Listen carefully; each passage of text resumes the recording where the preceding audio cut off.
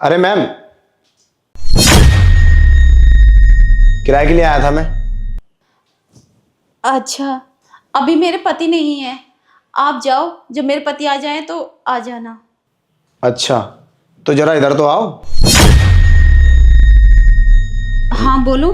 भाभी जी, वैसे red colour की साड़ी आप पे जमती बहुत है। कितनी सुंदर है आप। ये क्या कर रहे हैं? अरे क्या हुआ, मैं तो मकान मालिक हूँ। और वैसे भी इतने फ्रेंकली तो रहते ही हैं। अरे छोड़ो ना। अरे ये क्या बदतमीजी है? मैं तुमसे फ्रेंडली कब हो गई? अरे इसमें बदतमीजी क्या बात है। अरे आपसे जब किराया नहीं दिया जा रहा तो कुछ ना कुछ तो मुझे सोचना पड़ेगा ना। अरे तुम हमारे किराएदार हो तो मैं नहीं सोचूंगा तुम्हारे बारे में तो और कौन सोचेगा। तुम भी ना खामोखा में परेशान हो रही हैं। मैं तो कहता हूँ आप मेरी बात को समझो, मैं क्या कहना चाहता हूँ, और फिर समझ रहे ना आप।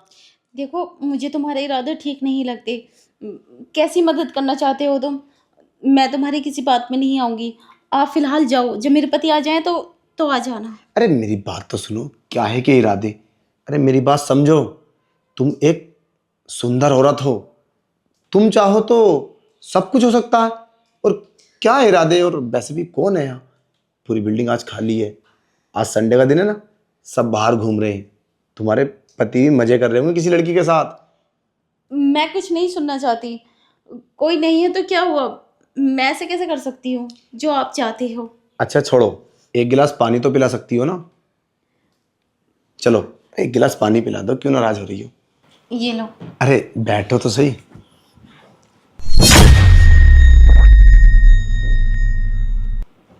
वैसे मुझे ज्यादा प्यास नहीं थी, वो तो मैं बेड पर आने का बहाना ढूंढ रहा था।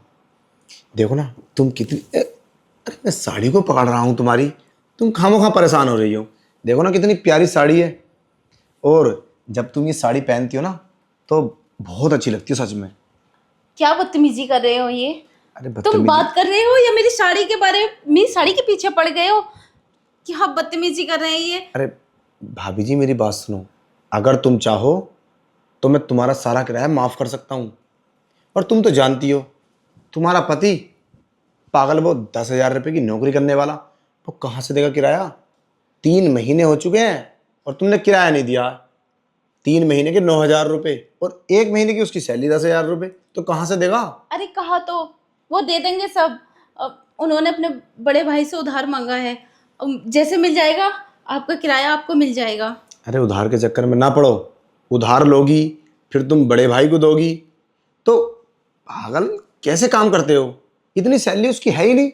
मैं तो कहता हूँ तुम मुझसे दिल लगा लो और फिर मजे करेंगे। और जितने पैसे की जरूरत है तुम ले लो। मैं तुम्हें 10-20 हज़ार रुपये एक्स्ट्रा दे दूंगा, क्योंकि मेरा दिल ना किसी किसी पे आता है और तुम पर आ गया है। मेरी बात मान लो। तुम जाओ यहाँ से, मैं तुम्हारी कोई बात नहीं सुनूंगी। अरे कैसी बात कर रही है, मेरी बात मान लो, फायदे में रहोगी। ऐसे कैसा हो सकता है? अरे चलो तुम ना किसी यार। और की पत्नी के साथ ऐसे कैसे कर सकते हो?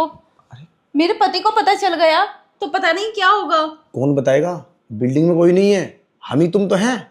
बताएगा कौन है। अरे पागल होगी, तुम बताओगी। मैं तो कहता हूँ तुम्हारे पति पति का बहुत बड़ा फायदा होगा। जितना भी खर्चा तुम्हें चाहिए मुझसे लो। 2,000, 4,000, 5,000 मैं दूंगा। मैं ऐसे नहीं कर सकती। मेरे पति को पता चल जाएगा। आज नहीं तो कभी ना कभी तो पता चलेगा। अब पता नहीं क्या कर बैठेंगे वो जब उनको पता चलेगा तो। अरे बहुत हिसाब से काम करेंगे हम लोग। अच्छा एक काम करो, तुम समझ लो, मैं तुम्हें एक दिन का टाइम दे देता हूँ। आज का टाइम तुम्हारे लिए, कल हम ये सब कर लेंगे। अरे वो सब मेरे ऊपर छोड़ दो, किसी को कुछ पता नहीं चलेगा। हम तब करेंगे जब यहाँ पर कोई नहीं होगा। और तुम्हारे पति से बात कर लूंगा। और अगर तुम बोलोगी तो मैं तुम्हारे पति को अपनी कंपनी में काम दे दूंगा। फिर और भी अच्छा रहेगा, 20,000 की सैलरी कर दूंगा। मगर मर्द को क्या चाहिए, तुम्हारा जिस्म, बस सिंपल। तो भाभी जी कल तक का टाइम है तुम्हारे पास, सोच लो और मैं कल आऊंगा, ठीक है। और हाँ, जवाब हाँ में होना चाहिए।